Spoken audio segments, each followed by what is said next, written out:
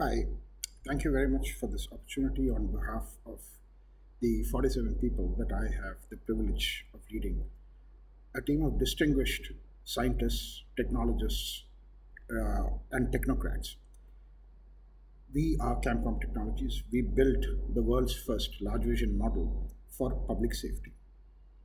I'll be honest, it is not something that is the result of a eureka moment or the foresight of its founders or the brilliance of the team that I have the privilege of leading. It was a series of steps that culminated in the use of our technology, specifically by the government of Saudi Arabia, in the area of public safety. We built this platform to identify defects during production and damage in the aftermarket on anything made out of metal, plastic, glass, concrete, bitumen, so on and so forth, basic foundational material. The government of Saudi Arabia 3 years ago decided to encourage active citizen participation in reporting civic issues, for which they had put out an application, a mobile application by the name of Snap and Send. Now, as you can imagine, the citizens went really click happy, and in just a little time, millions of images were generated. Obviously, the government was not in a situation where they had the necessary technology resources to identify the issues that were being reported, and hence they ran a worldwide hunt to look for such technologies. When this initially came to me, I'll be honest, I remember telling them explicitly that this is not something that we do. But nevertheless, the minister insisted that we run a set of images through our platform. And the results honestly took me by surprise as well. Because of the fact that our system was built to identify defects and damage on anything made out of foundational material, the system was able to identify that there was, uh, for example, a piece of metal missing when an open sewage cover was missing from where it should be. Or it could identify that there was a naked wire hanging, there's graffiti on the walls, vandalism of public infrastructure, and close to about 47 different kinds of what they called visual pollution.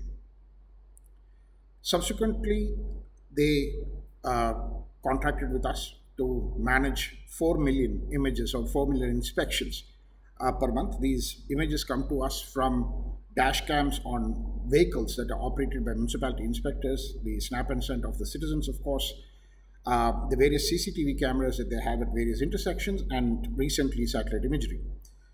Um, I'm happy to report that though they had contracted for 4 million per annum, this last month on our platform, we have successfully processed close to 7 million inspections for them. Speaking recently to the minister, uh, he told me that ground level impact of our solution is in the number of deaths, fatalities, and casualties that they averted because of issues related to public infrastructure. A pothole on a road is a clear and present danger.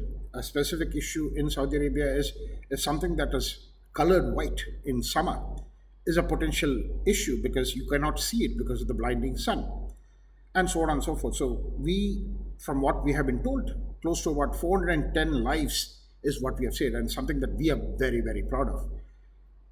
Adjacent to that, because of the number of public safety incidents that were reported, the government also linked other systems. So the permit systems, the contract systems, the service maintenance systems, etc., to ours, which enabled them to penalize the various contractors or other service providers that were supposed to, in the first place, maintain these things. So the penalty violations, the tickets raised for penalties and violations, have resulted in a 50% increase in municipal revenues as well. But most importantly, the Kingdom of Saudi Arabia went from a laggard in as far as UN SDG compliance is concerned to becoming the first country in the world to use artificial intelligence to become UN SDG 11 compliant. Again, inadvertently, because it was not something that they had set out for, neither was it something that we were even aware of. Um, it so happened that when they were reporting back, and I believe UN Habitat recently did a study on the systems there, Saudi Arabia has now moved to the fourth rank in the region in the use of technology for public safety. I feel that our solution has multiple legs. The data that is generated by the solution can subsequently be used in large urban agglomeration planning. It can also be used to understand root cause of systems that typically tend to plague a city, which could then be put into practice by certain tweaking of the standard procedures, specifically with regards to planning the infrastructure in the cities. Thank you very much. I think that is what we at CamCom do.